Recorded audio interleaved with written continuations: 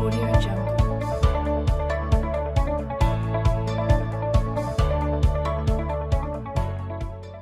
Well, hello parents. I am here today with Chris Anderson, who is the owner and clinical director of Building Bridges Christian Counseling.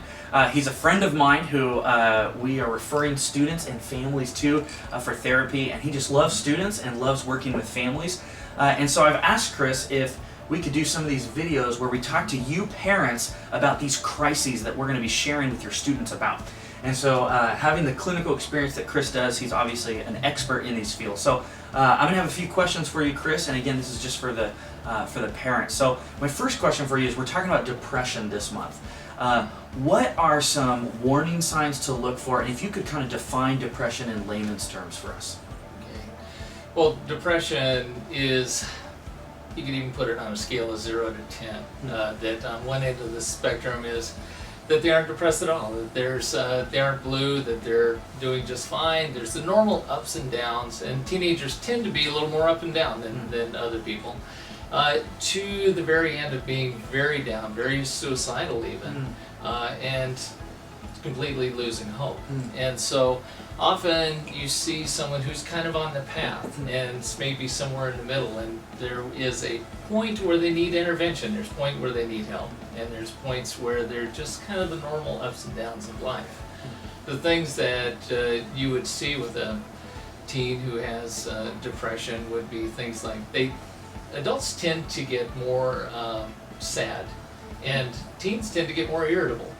And so you see them in more conflict. You might see them struggling more in school. You might see that their sleeping or eating patterns have changed quite a bit, that they're either too much or too little.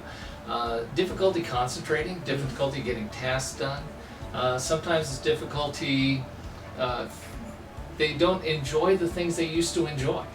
And so often they might isolate themselves from more than just a few friends. So there's a lot of things that just kind of in your spirit you would just say, there's something wrong, there's something not right, but I can't quite put my finger on it, but I kind of sense that the kid is kind of going into trouble. Okay, and so Chris, maybe there's some parents who are just watching, even up to this point, are going, wow, that's my student. I think my student may have depression. What kind of tips would you give them for approaching that conversation? Because as a parent, that can be really scary. I mean, you don't want to trigger them, or you don't want to have any kind of false, you don't want to hurt them in any ways. And so what kind of tips would you give us as parents for talking with our students about depression? Well, one thing to recognize is a lot of times they don't know they're depressed.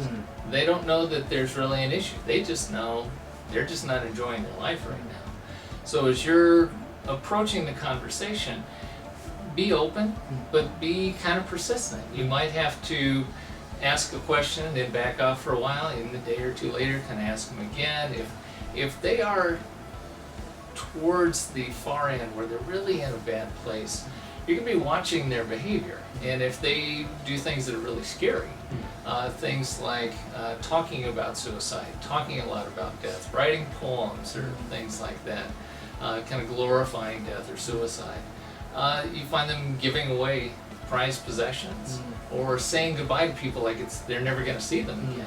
And you know that there's something wrong, and the place to start is usually to get them a physical exam, get them to their medical doctor, because sometimes there's a physiological reason for it. So you want to get that, and you want to make sure that the doctor knows everything you're noticing. Interesting. And if there is a family history of a mood disorder, mental disorder, something like that, you want to make sure that doctor knows about that ahead of time. That's awesome. And then maybe can you give us a few tips on what kind of things should we avoid, or maybe words or approaches that you would recommend we stay away from?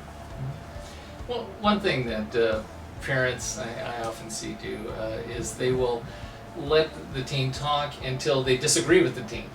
And then they'll jump in and kind of shut them down. And so sometimes if you disagree with them, oh, you shouldn't feel that way, oh, you should do this, oh, that's just stupid, and they just kind of don't allow the teen to really express what they're going through. So be a willing ear, and be willing to just kind of hold back and let them say what they need to say with respect. That teens need to be able to talk about their feelings while still respecting their parents, but yet being open. That's awesome. Well, hey, thank you so much, Chris, for your time. This was just a quick snapshot of depression. Obviously, there's a lot more to understand